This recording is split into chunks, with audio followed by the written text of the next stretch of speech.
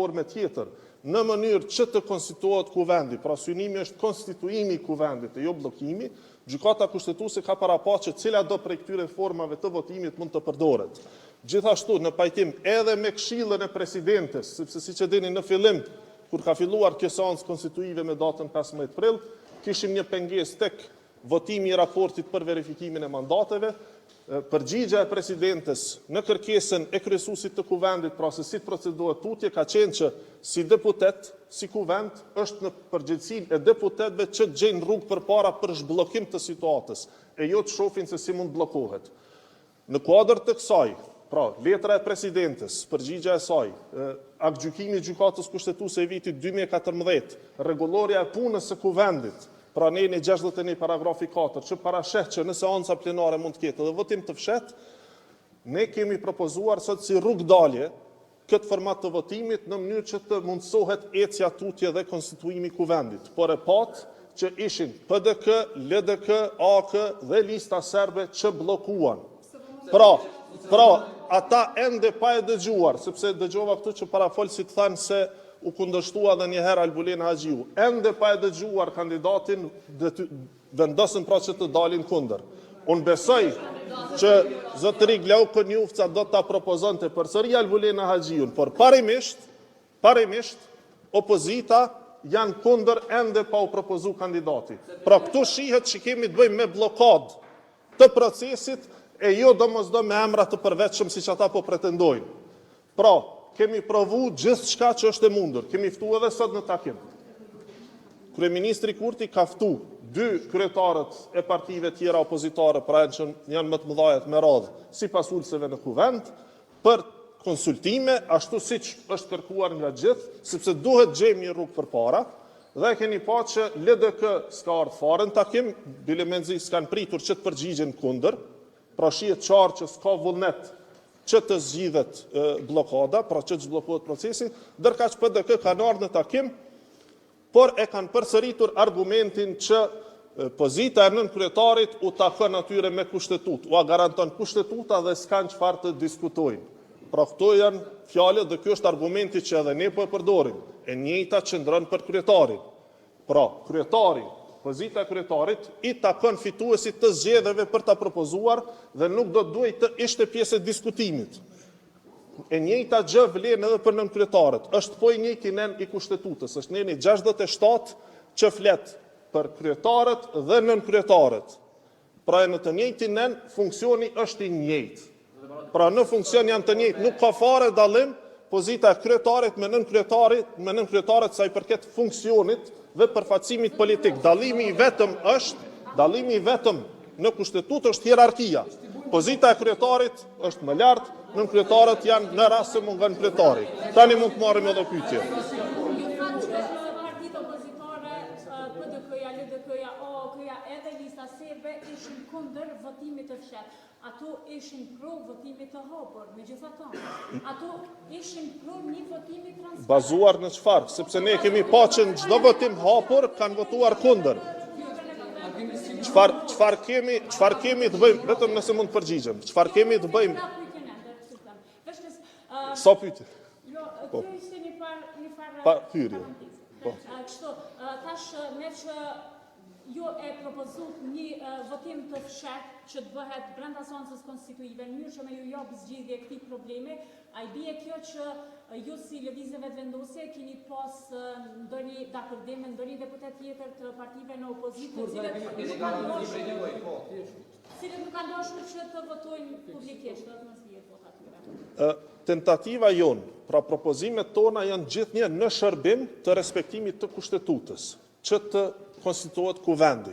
Kjo kërkohet nga aktgjykimi i gjykatës kushtetuese i vitit 2014, që deputetët duhet të bëjnë çmos, pra të gjithë kanë përgjegjësinë që të votojnë për, kundër ose abstenim, qoftë në formë të hapur apo të fshehtë, por kryesia e kuvendit duhet të zgjidhet, kryetari dhe nënkryetaret duhet të zgjidhen. Po ashtu edhe në përputhje me përgjigjen e vetë presidentes, pra, këshillën e saj që deputetët duhet të mblidhen dhe të dakordohen si të zhbllokohet procesi, e jo të shohin forma se si të bllokohet.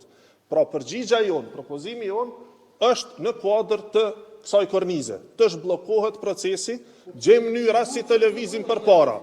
Sa i përket asaj se pse ata e kundërshtuan votimin, unë besoj flet më tepër për ata dhe mosbesimin e tyre ndaj deputetëve të vet, po përgjigjem pra. Domethënë, kjo flet më tepër për mosbesimin e vet partive ndaj deputetëve të vet dhe kontrollin që ata duan ta ushtrojnë mbi votat e tyre. Ne në vazhdimsi kemi dëgjuar se si pra folësit, përfaqësuesit e partive opozitare, në vazhdimsi kemi dëgjuar se si ata pretendojnë që vota e deputetit është e lirë dhe nuk duhet të detyrohet. Po do dalë edhe aty, do të përgjigjem gjitha. Pra, vota e deputetit nuk duhet të detyrohet. Pra, vota e deputetit duhet të jetë e lirë. Votimi i fshehtë është një formë e votës së lirë ku s'ka detyrim të votës. Por partitë opozitare me kundërshtimin që po ja bëjnë këtij procesi, kjo tregon që nuk kanë besim në deputetët e vet dhe ata po dëshirojnë t'i kontrollojnë, pra të ushtrojnë presion mbi deputetët e vet për të votuar në mënyrë të caktuar. Sa i përket deputetëve individual, ne nuk kemi marrëveshje, por ne kemi dëgju deputet individual që kanë dhënë intervista tek ju, tek media, pra prononcime publike që kanë shpreh vullnet që do të ishin të gatshëm të hapin rrugë, mirë po është shëndrimi i subjektit. Besoj ju takon, jeni ju gazetar, ju takon që se nuk dua ti potencoj dhe ti theksoj me emra të përvetshëm. Por, megjithatë, ekziston mundësia për të hapur rrugë përpara. Ne kemi ftu partitë në konsultime, njëra ka refuzu që të vijë, tjetra që ka ardhur thotë neve na takon me kushtetut, pse me diskutu pozitën e nënkryetarit, pra edhe neve na takon pozita e kryetarit, pse me diskutu me parti tjera, por esenca është që kushtetuta e kërkon që kryesia e kuvendit, pra konstituimi i kuvendit të bëhet me 3 partitë më të mëdha. Këta janë nënkryetarët që vinë prej 3 partive më të mëdha, dhe siç e dini 2 nënkryetarë tjerë janë pra nga partitë e komuniteteve shumicë. Pra kushtetuta e përcakton që duhet të ketë një diskutim dhe të akordim mes këtyre 3 partive më të mëdha për konstituim të kuvendit. Procesi votimit të qeverisë pastaj është një proces i veçantë tjetër, ku aty pastaj ka koalicion qeverisës. Por sa i përket konstituimit të kuvendit, nuk ka tabore pozit-opozit, ka tabore 3 partitë më të mëdha janë përgjegjëse për themelimin e kuvendit. Këtë rast kemi refuzim. Patëm edhe opsionin që ofruam. Sot po ashtu e refuzuan, pra duhet të theksohet edhe një herë, të gjithë qytetarët duhet ta dinë. PDK, LDK, AK dhe lista serbe sot refuzuan që të hapin rrugë përpara dhe të zhbllokohet procesi. Edhe është deklaruar pikërisht për Marimona Gjesin që keni kontaktuar babain e saj, a qëndron kjo dhe ka deputetë të tjerë që keni kontaktuar personalisht ose familjarët e tyre për me pas një marrëveshje të qoftë edhe fshehtë me votu qoftë edhe votë. Vota është e fshehtë dhe aty nuk dihet kush voton për, kush kundër dhe kush abstenon. Pra as ne nuk mund ta dimë dhe as partitë tjera, pra të deputetët të cilët ju takojnë atyre partive nuk mund ta dinë. Pra kjo është e mira e kësaj pune. Që me qenë se ka anonimitet në votimin e fshehtë, vota është e lirë. Pra ku ka votë më të lirë, sesa në një proces të votimit të fshehtë, ku secili deputet është i lirë ta shpreh mendimin e vet. Pra, sepse ne kemi pse se kemi bën nga fillimi, kjo ka qenë sepse ne kemi shpresuar që do të ketë mirë kuptim dhe do të ketë racionalitet në veprimet e opozitës. Por po shohim që deri më tani, pra këto sjellje, këto veprime nuk janë racionale. Domethënë të kundërshtosh çdo gjë. Nuk është racionale. Çfarë ka ndryshuar që vendosët të ndryshoni metodën e votimit? Nuk ka ndryshuar, nuk ka ndryshuar asgjë, është vetëm si them tentativa jonë për të gjetur rrugë përpara për zhblloku procesin. Pra po e shohim që një grup, pra një subjekt politik në vazhdimsi po provon zhbllokimin e procesit, ndërka që shohim grupe tjera që në vazhdimsi me çfarë do propozimi tentojnë ta bllokojnë.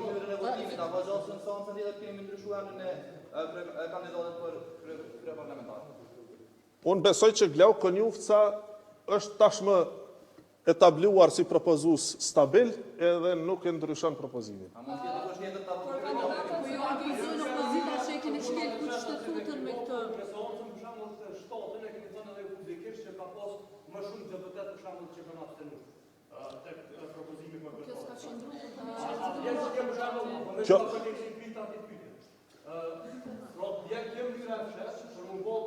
që ata deputet, se kanë abstenu për shembull në seancën e 7, kanë mundë që votojnë se trokën nga prezantimi kollaj. Kemi pas ndryshim edhe të votave kundër, siç e dini. Pra ka pas prej 46 apo 47 vota, ka rënë 41. Pastaj u kthy në 44. Pra ka ndryshime të votave. Megjithatë, pra duhet të pajtohemi, besoj këtu s'ka dilema, që votimi i fshehtë në mënyrë anonime është vota më e lirë e mundshme, pa asnjë interferencë dhe pa asnjë presion ndaj deputetit individual. Ndërkaq në formën e hapur, patjetër që partitë opozitare kanë presion mbi deputetët e tyre, gjë që është kundërkushtetuese. Kundërkushtetuese është edhe mos pjesëmarrja në votim, sepse gjykata kushtetuese në aktgjykimin e vet ka thënë që gjithë deputetët duhet të deklarohen me vot për, kundër ose abstenim, pra pa më rastin që deputetët e PDK, LDK, AK dhe lista serbe nuk janë të interesuar të zhbllokojnë procesin.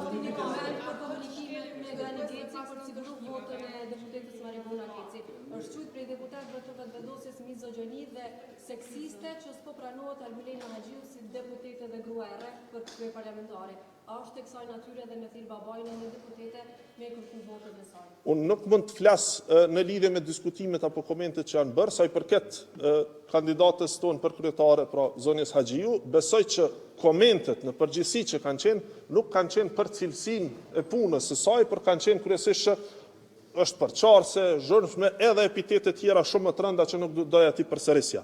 Pra problemi që ndron që kur një burr ka këto veçëri, zakonisht prezantohet si i guximshëm, nuk lëshope, i qëndrueshëm, ndërkaq kur e bën një grua, paraqitet si problematike dhe si arsye për të mos ta votuar. Kjo ka qenë arsyeja pra pse është paraqit si e tillë dhe është ankesa si e tillë.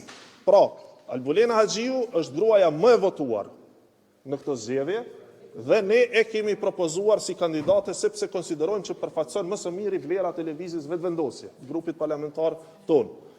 Pra, kjo na takon, kjo e drejtë. Me kushtetutë, ngjashëm siç partitë opozitare, pra dy të tjerat në radhë, dyta dhe e treta që po thonë që kushtetuta u garanton pozitat e nënkryetarëve dhe s'kan për çfarë të diskutojnë. Për me kalu, do më thonë antarët e komisionit që kanë rikëshyrë procesin e votimit të fshehtë, do të më në shumica, pak në shumica e deputetëve prezente. Ta zonë nëse jam 100 deputet, pak në 50 deputet që votojnë qatë raport. Qysh keni me arrit që pakin me bo, me kalu raporti për me shkotu këtë proces të votimit, se është e pamundshme, është të ndohë pak në shumë situata sikur seancën e poshtë.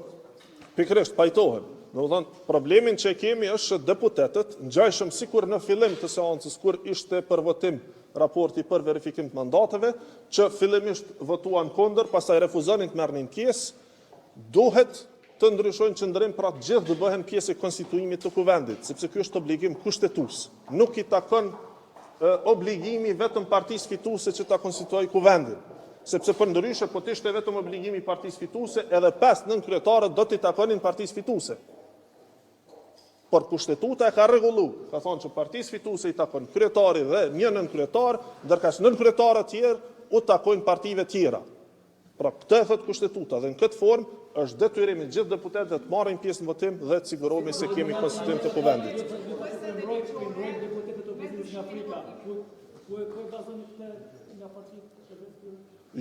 Jo, këto e bazojmë vetëm në ato që veprimet e opozitës. Pra fakti që ata vendosin të mos marrin pjesë në proces të tillë, pra e tregon që kanë mos besim ndaj vetë deputetëve të tyre. Po të ishte secila votë e lirë dhe po të ishte ky votim, reflektimi i votës së lirë të gjithë deputetëve, unë besoj se do të kishte kurfar problemi nga partitë opozitare, pra që të shkojnë në një proces edhe me votë të fshehur, me qëllimin për zhblloku procesin dhe për ta konstituuar përfundimisht kuvendin. Ata kundërshtuan për shkak të shkeljes konstitucionale dhe ligjore, mënyrë ndrimi i metodës së votimit në mes të seancave konstituive. Kjo është arsyetimi i tyre, përpos tjera, përpos opozitës është arsyetimi ose interpretimi që vjen prej njerëzve të kushtetutës që përbën shkelje ligjore kushtetuese nëse ndrohet mënyra e votimit. Edhe një pyetje tjetër, cila është ideja me këtë partit në takim, kur ju nuk ndryshoni qëndrim, sepse ju jeni të parët, domosdoshmërisht ju takon, keni 48 deputet, jeni të parët që keni dalë nga zgjedhjet, ju takon që ju me dhënë alternativa, jo me shkel kushtetutën, për me kalu të procesi i votimit edhe i konstituimit të kuvendit të Kosovës. Pikrisht edhe po e bëjmë. Ne po japim alternativa në vazhdimsi, ftesa për partitë politike, për të dakordu për emrat e kryesisë, jo nuk është. Përkundrazi, është shkelje kushtetutës, se s'jam interesu për debatu, mund të bëjmë debat. Shkelje, po besoj mas pari nuk asnjëri prej neve këtu ka autoritetin, nuk e ka autoritetin që të konstatoj shkelje kushtetuse, e para. Unë e citoj aktgjykimin e gjykatës kushtetuese, ku thëtë që të gjithë deputetët duhet të votojnë. Unë e citoj aktgjykimin e gjykatës kushtetuese, paragrafi 124, ju lutem merrni shikojeni, pra aktgjykimi vitit 2014, paragrafi 124, thëtë deputetët duhet të zgjedhin kryesinë e kuvendit me vot për, kundër ose abstenim. Gjithë duhet votojnë. Procesi votimit, aktgjykimi thëtë, duhet jetë, ose mund të jetë, i hapur, i fshehur, apo në çfarëdo forme tjetër që mund të dakordohet. Pra kjo është ka thënë gjykata kushtetuese. Çfarë mund të thonë tjerë persona, ajo nuk mund të jetë mendimi i tyre, por nuk është konstatim kushtetues. Kjo që po e them unë, po e citoj gjykatën kushtetuese. Ju lutem shikojeni paragrafin 124 të aktgjykimit të vitit 2014 për procesin e zgjedhjes së kryetarit të kuvendit. Ideja thirrjes së takimeve është për të dakorduar atë që kam thënë edhe më herët, pra për të dakorduar për të gjithë emrat e kryesisë së kuvendit. Sepse nëse ne po insistojmë, apo nëse po insistohet që ne të ndryshojmë emrat e kandidatëve tonë, apo emrin këtë rast të kandidatës për kryetare të kuvendit, bazuar në kërkesat e disa partive tjera, e njëjta do të vlej pra edhe për pozitat e nënkryetarëve të tyre. Sepse as ata nuk i kanë shumicë në kuvend. Ate bile kanë shumë më pak vota, i dyti dhe i treti bashk, pra kanë më pak vota se ne. I dyti dhe i treti bashk kanë më pak vota se ne, dhe është e pritshme që s'mund t'i zgjedhin nënkryetarët pa votën tonë.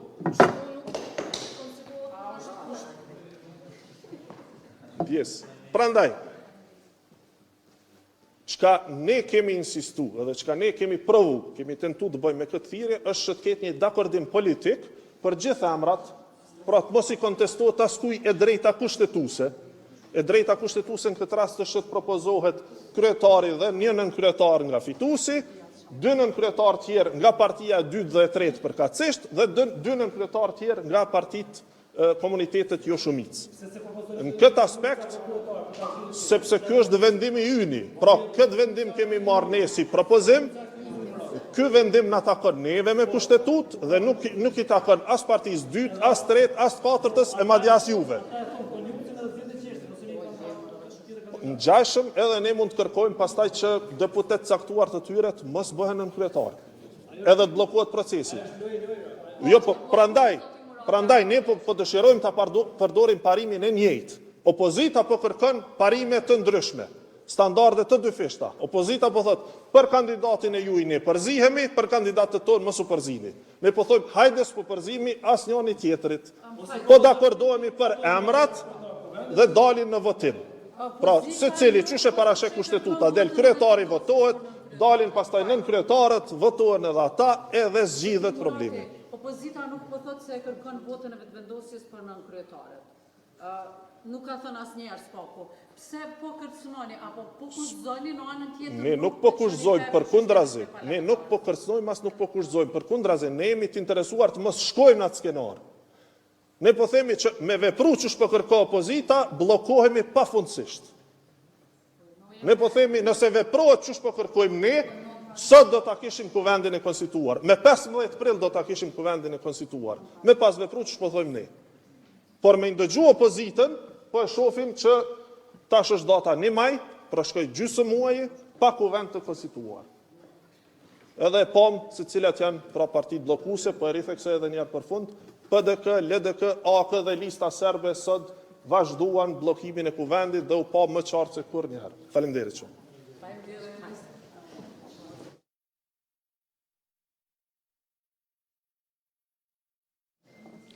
Përshëndetje për gjithë ju. Ju faleminderit edhe një herë për durimin dhe interesimin e vazhdueshëm për të përcjellë seancën konstituive të Kuvendit të Republikës. Nga krejt ajo çfarë e deklaroi zotri Murati para nesh, Ne në emër edhe të dy partive së bashku me Lëvizjen Vetëvendosje që jemi në listën fituese, duam të deklarojmë që në përmbyllje të gjithë kësaj sage, për herën e nëntë që unë mblodhem sot, e kuptuam, në fakt janë të qarta dy argumente shumë të forta. E para është që partit e opozites në asnjë formë ose mënyrë nuk po kërkojnë zgjidhje, po duan të mbajnë këtë blokad, dhe e dyta që koalicioni i tyre apo marrëveshja dhe dakordimi i PDK-s, LDK-s, AK-s dhe listës sërbe është ende funksional. Në formën e prezantimit të argumenteve se kinse nuk ka të drejtë kryesuesi i seancës të ndrojë formën e votimit me deklarime se është antikushtetuese, në asnjë argumentim nuk u përmend neni kushtetutes apo i rregullores së punës së kuvendit që e parandalon votimin e fshehtë. Në të kundërtën, votimi i fshehtë parashihet e sidomos bazuar edhe në udhëzimin e aktgjykimit gjykatës kushtetuese në letrën e presidentes drejtuar partive politike dhe kuvendit të Republikës për të zhbllokuar këtë situatë dhe për të gjetur mënyra për dalë nga kjo situatë. Ne po mundohemi maksimalisht, qoftë me komunikim të drejtë për drejtë, qoftë me ftesë në nivel të kryetarëve të partive siç ndodhi sot, por edhe me mënyrën e formës së votimit në cilin do të lirohej ose do të mundsohej që vullneti i deputetëve të shprehej përmes votimit të fshehtë, por ajo as nuk u pranua si alternativë. Dhe kjo formë e refuzimit të çfarëdo zgjidhjeje me kushtëzim apo me subjektivizim me emër të përveçëm, është formë e cila e tregon se nuk ka interes për të konstituuar kuvendin. Ka interes për të mbajtur shtetin e bllokuar. Ne do të mundohemi prapë, nuk është kjo fundi, ne do të vazhdojmë të propozojmë zgjidhje tjera. Por edhe një herë ritheksojmë se sot as nuk erdhi deri te votimi për kandidatin ose kandidatën e propozuar nga ne për kryetarin të kuvendit. Do të thotë sot u bllokua procesi. Sot votimi nuk ka ndodhur. Se e pash edhe në shumë prej mediave të respektuara që keni deklaruar se dështon Albulina Haxhiu. Sot nuk erdhi fare as propozimi për kandidatën për kryetarin të kuvendit. Sot u bllokua që në start çfarëdo tendence ose mundësie që të kemi një rezultat pozitiv për konstituim të organeve të kuvendit. Prandaj duhet të tregojnë shumë qartë ku e kanë hallin, se diku një hall shumë më i madh është se sa funksionalizimi i kuvendit. Duket se halli i tyre është se nuk janë votat për qeverinë që ata pretendojnë se mund ta bëjnë, apo duket se duan që çdo gjë ta bëjnë çështje të pazarit politik. Pazar politik, marrëveshje politike nuk bëhet për çështje të konstituimit të kuvendit. Qytetarët kanë folur, mandatet i kemi marrur, emrat dhe votat janë publike, raporti është votuar në kuvend. Tani veç duhet të formohet kuvendi në mënyrë që të procedohet me formimin e qeverisë. Që është gjithë kjo ngarendje që në secilin hap, në secilin tentativë të deklarohemi ose të mundohen të na portretizojnë si bllokues, shantazhues, njerëz që mundohemi me forcë të marrim votën. Askujt për asgjë me forcë nuk po mundohemi t'ja marrim asnjë votë ose shprehjet vullnetit. Po mundohemi të gjejmë zgjidhje. E pat deklarimet e deputetëve se këto janë shkelje kushtetuese, i inkurajoj që të kërkojnë interpretim nga gjykata kushtetuese. Tashmë e kanë marrë mandatin. Tashmë janë zyrtarisht të verifikuar edhe me votën e tyre të konfirmuar. Prandaj le ta dërgojnë gjykatë kushtetuese, mos ta maltretojnë një popull të tërë me këto komente nga foltoria e kuvendit, që nuk përndryshe dhe ata kanë bërë shkelje, se kjo seancë nuk parashet debat. Është e qartë me rregullore. Në seancën konstituive nuk pat debat, sot përveç debatit pat edhe fyrje, edhe etiketime. Prandaj kjo formë e shprehjes së mllefit apo mërzisë së tyre për rezultatin zgjedhor nuk duhet t'ju përcjellet qytetarëve. Le të reflektojnë edhe një herë, le ta shohin se ata ne nuk mund të na bëjnë kushtëzime, por as ne atyre s'ju bëjmë.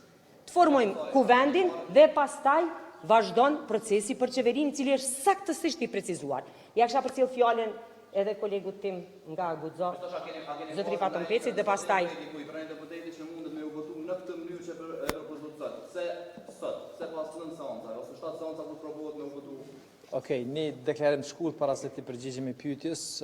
Unë mendoj që Kosova si rol herë ka nevojë urgjente që të ketë institucione legale dhe legjitime të dalë nga vota e qytetarëve të Republikës Kosovës që e kanë shprehë dhe demonstruar me datën 9 shkurt.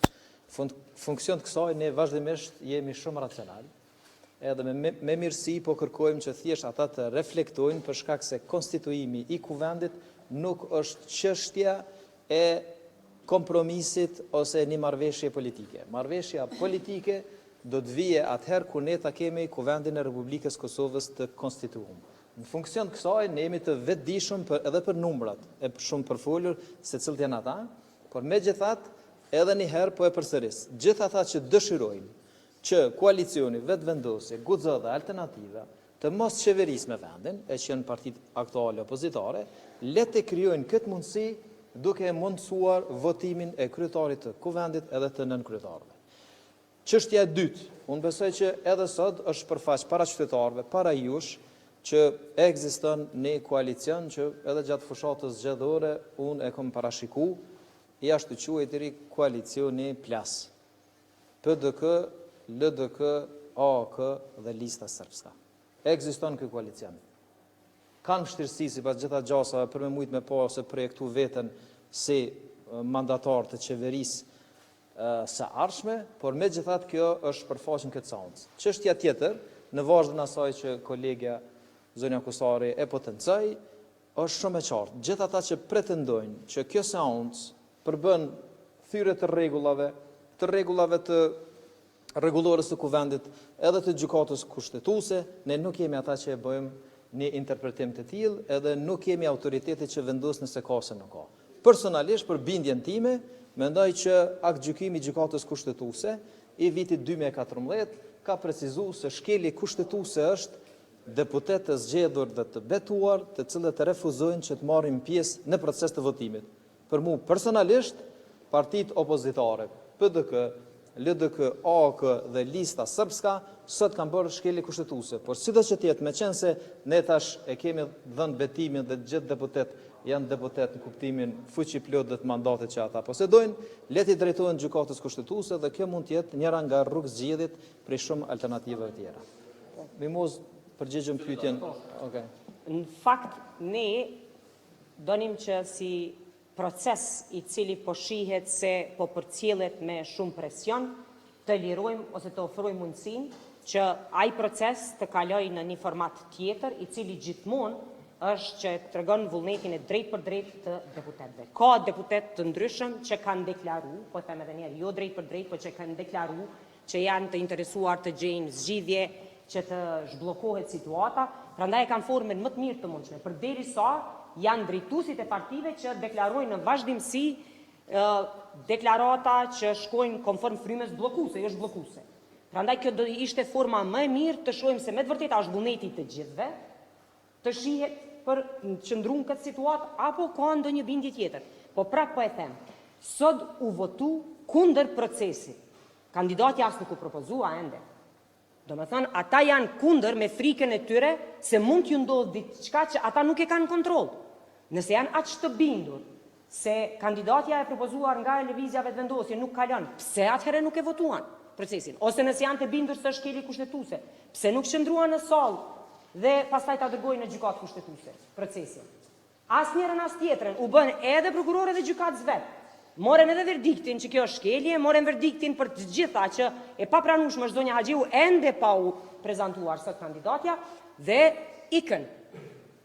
Prandaj kjo formë edhe kjo mënyrë e komunikimit me publikun, me të pavërteta e para dhe e dyta me mbajtje në blokadë të institucionit më të lartë, përderisa pastaj dalin këtu te ju dhe ju përmendin problemet e qytetarëve, gjithë jemi të vetëdijshëm. Ndoshta disa ndjejnë peshë më shumë se disa të tjerë. Por, nëse janë me të vërtetë të interesuar me atë çfarë deklarojnë, konstituohet kuvendi dhe pastaj procedojnë me qeverinë. Nëse ju jeni të bindur që partitë e tjera nuk e kanë votën e deputetëve ty në kontroll dhe i tuten votimit të fshehtë, a i vjen kjo që VV dhe ju të tjerë në koalicion e keni të sigurt ndaj votës së dikujt prej tyre? Unë prap po them se s'mund të mirem me paragjykime mbi atë se si do të votojnë deputetët e opozitës. Jo, është mënyra më e mirë për të verifikuar është shkojmë votim. Dhe nëse del votimi krejtësisht i njëjtë, atëherë e dim. Nëse del votimi ndryshe, atëherë e kuptojmë se pse u mbajt kjo blokadë deri në këtë ditë. Po vlerëta. E akuzuat opozitën, ta quaj LDK. Të deri tashme dhe të ardhshme po duket. Në rregull, që ka koalicion të fshehtë me listën listën serbe? Në çka bazoheni për këto akuza? Kam pasur takime institucionale këtu në kuvend dhe nëse po atëherë me deputet i bie që janë të kuvendit të Kosovës, apo kanë komunikuar me persona të tjerë që kanë ndikim në listën serbe për të pasur një koalicion të tillë. Në çka bazoheni kur i hedhni këto akuza ndaj opozitës? Ju ishit në sallë, besoj. Ju e pat procesin e deklarimit të grupeve parlamentare. Çka ndryshoi deklarimi i Igor Simiqit prej deklarimeve të dy parafolësve të tij nga dy grupe tjera parlamentare? I njëjti ishte. Të tri partë ishin të brengosur për shkelje në procedurë. Do me thënë ishte eksaktësisht i njëjti deklarim mbi bazën e njëjtë. Nëse nuk kam pasur dakordim, mund të kishte diçka pak më kreative, po besoj. Të tjerat ajo çfarë dukej. Deputatët që do të votohet në mënyrë të fshehtë, në mënyrë që të koordinoheshin aq shpejt. Veç ka mundësi me rallë se vetëm një gazetar Në këtë pyetje unë mund të flas për atë çfarë dëgjova dhe e dëgjoj gjithë opinioni publik. Zotri Krasniqi nga Partia Demokratike deklaroi se ajo ishte çështje që u diskutua edhe në takim me kryeministrin Kurti. Sikur të ishte zotri Abdigjiku në takim, do të mund ta kishte edhe ai këtë informatë ose këtë diskutim. Kjo nuk u bë e fshehtë. Kjo është bë me qëllimin dhe idenë për të dalë nga blokada. Edhe përderisa nuk ka në këtë formë dakordim ose mendim se duhet të zhbllokojmë, atëherë do të sillen ashtu siç po sillen.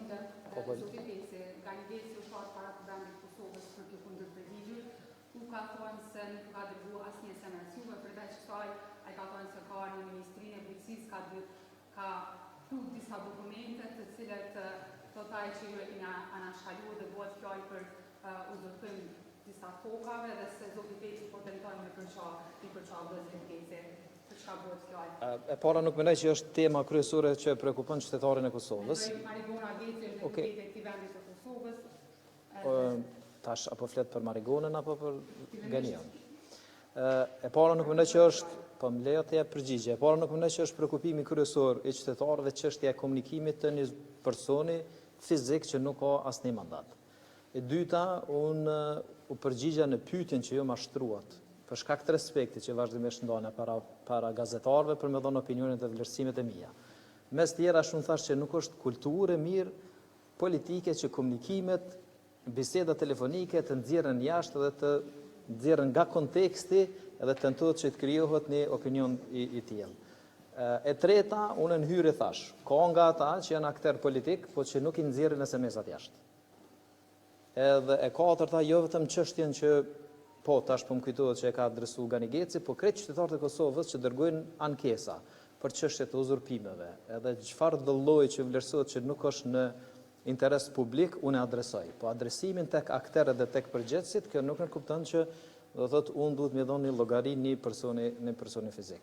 Unë ju kum drejtu me shumë respekt familjes Geci, kam deklaruar që kam vlerësim e konsiderat për veprimtarinë e tyre dhe angazhimin në rrethona të vështira posaçërisht të pas luftës. Ai më ishte adresuar tash e poshtë me një ofendim, let mbetet në domenin e gjithë secilit se çysh vendos dhe çfarë fjalori përzgjedh. Po kur flasëm për thirrjet edhe për SMS-at, është shumë e rëndësishme që kultura politike e dikujt që pretendon me kon akter i rëndësishëm në skenën politike, nuk e lejon një çështje dhe një sjellje të tillë, në të cilën është pretenduar të gjykohet një bisedë telefonike e kryetarit Konjofca. Zonja profesori, pse duhet me u konsideru bllokuese opozita në rast se ata nuk dështon me konsumu ndonjë shkelje kushtetuese? Nëse ka qenë vlerësimi i tyre që mundet të bëjë një shkelje kushtetuese, ata abstenun nga votimi, edhe nuk dashën me konsumu ato. Pse duhet me mendu kjo si blokade tyne? Në rast se kështu vlerësoj opozita, pse ju nuk e nuk vazhdut me ismeranin e ditës edhe me propozu kandidatin e juj, mos me paragjyku nëse ka me votu ose jo. Si e pare punës Marigona, parashihet që në seancë konstituive të gjithë deputetët prezent të marrin pjesë në votim. Ata sot bën shkeljen e radhës, nuk marrin pjesë në votim. Njëjtë sikur se kanë bërë shkelje kur nuk e kanë votuar raportin për certifikimin e mandateve nga Komisioni Qendror Zgjedhor dhe pastaj u rikthyen, reflektuan në atë vendim dhe pastaj morën pjesë në votim. Do të thotë mos pjesëmarrja, prezenca dhe mos pjesëmarrja në votim paraqet shkelje. Për arsye se edhe gjykimi i gjykatës kushtetuese e paraqet që të gjithë deputetët në seancë duhet të marrin pjesë. Votimi ishte i hapur, me sa kujtoj, dhe ishte për një procedurë. Mund ta kundërshtonin me rrëzimin e asaj për të vazhduar të tjetrën. Po ata treguan që aktualisht në kuvend nuk ka pas quorum. Se në prezent, në pjesëmarrje në votim ishin 56. Jo sa ishte, se nuk po më kujtohet numri sakt, sa prezent kanë qenë në salla, kanë qenë 109, 112, apo se po ndryshon numri. Por nuk morën fare pjesë në votim. Vullneti i tyre nuk u paraqit përmes votës, po përmes mos pjesëmarrjes, që është në kundërshtim me norma. Do thotë sikur të kishin interes për të vazhdu tutje, ose për të shku te propozimi, kishin marrë pjesë në votim, e kishin rrezu votimin, kishin dalë te tjetra. Por ata fare s'marrin pjesë në votim. Në situata ku konkludohet ajo, mbyllet seanca. Dhe vazhdojmë në kërkoj ndjes nuk mbyllet, ndërpritet, për arsye se vazhdon në njëjta seancë pas 2 dite. A do të vazhdoni ta vendosni në votim këtë votimin e fshet, procedurën për votimin e fshet, apo do të hidhet në votim propozimi juaj për kandidatin? Ta shohim se cili do të jetë rekomandimi i kryesuesit të seancës në raport me procesin e votimit dhe pastaj do të kemi një vendim. Por mbi të gjitha, edhe një herë, po e rikapituloj ose po e përmbyllim këtë deklarim para jush, nëse më lejon edhe kolegu Faton, që të themi se ju bëj thirrje me sinqeritetin dhe seriozitetin maksimal për detyrat dhe përgjegjësitë që i kemi si deputet të Kuvendit të Republikës së Kosovës, të gjithë deputetëve të Kuvendit, që të reflektojnë mbi situatën aktuale, që të marrin hapat e nevojshëm për të shku drejt zhbllokimit të kësaj situate dhe të procedohet me fillimin e rrjedhjes afateve për zgjedhjen e qeverisë. Kjo situatë është e paqëndrueshme, është e panevojshme dhe shumë e dëmshme për qytetarët e Republikës. Ju falenderit shumë.